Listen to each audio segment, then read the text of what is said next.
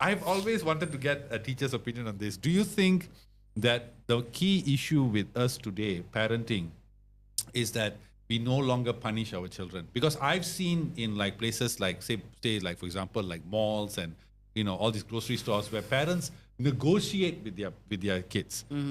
It was not like that when I was there. Was no means no. Yeah. Yeah. Right. Do you think that's a mistake that we did?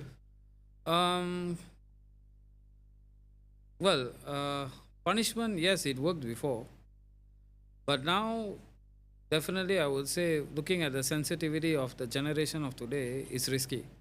Why so? Because they are exposed to too many stories and they are exposed to too many talks of depression, stress. So a little bit, if you are too hard on them, they are going to start taking those measures in. Meaning that they will use what they have seen as an excuse. Yes, definitely. Because like I will just quote one example of a situation we went through. There was a kid whose phone was taken away in a very harsh manner, and she ended up cutting her hand. They don't know the risk of cutting the hand. They've only seen it in the movies maybe, but then what happens if they cut the wrong nerve and the girl is dead? So we have to understand that sometimes they are quite sensitive and we have to be very careful with the approach. Too hard also risky, but there is a method. Definitely we need to find a method to get into them. The generations have changed where I say you do. It's no more like that.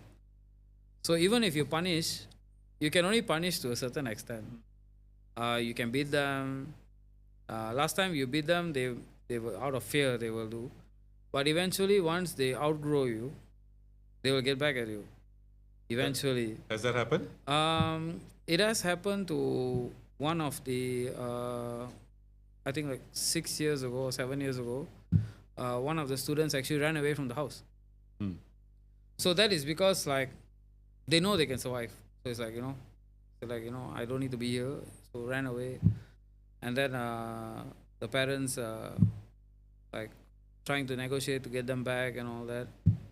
And after that, sat down and found out like this person has been talking to this person, and then eventually this person convinced that this is the right thing to do. So they once reach like 14, 15, they can open the lock themselves. So there's only to a certain age you can punish. So eventually punishing would not be the best method now, because somehow they can actually recover from that. The negotiation method seems to work, but it may look very weak because of the way they negotiate. So if for example somebody does something wrong and then you're going to say yeah, don't do that. so that boy will be like I'm not scared of this. Yeah, exactly. So like there's no consequence to the actions. There's no consequence to the actions, but of course harsh punishment shouldn't be there. Like beating and all nowadays is you can go to jail also. So it just takes the kid to report and I was abused, and then it's a whole load of process, and another kid will see that as an example and then they will follow. Hey, so he did that, I'm going to do it also. So at the end of the day, nowadays everything is very, very vulnerable, so we have to be careful with the approach.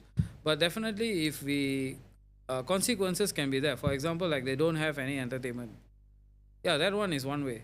Like, okay, you don't do, there's no any sort of benefits you get from here, which means no TV, no games, no nothing.